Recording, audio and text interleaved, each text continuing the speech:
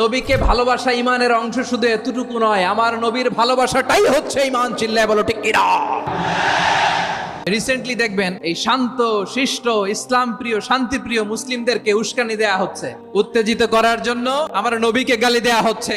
আরশের অধিপতি আল্লাহ রাব্বুল ইজ্জাতের নামে এমন অশ্লীল শব্দ ব্যবহার করা হচ্ছে যেগুলো মুখে তোলা আমাদের পক্ষে সম্ভব না।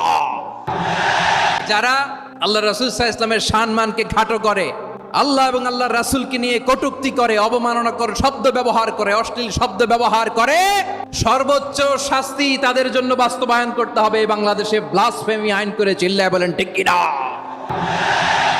আমার নবীর জন্য আমরা বুকের তাজা রক্ত বিলিয়ে দিতে রাজি আছি না নাই? রাজি আছো মুসলমান? কারা কারা রাজি? আমরা আমাদের প্রিয় নবীর জন্য জীবন বিলিয়ে দিতে রাজি। চিল্লায় বলেন ঠিক কিনা? এজন্য ইন্টারিম গভর্নমেন্টের কাছে আমরা বিনীত আবেদন জানাই, দেশের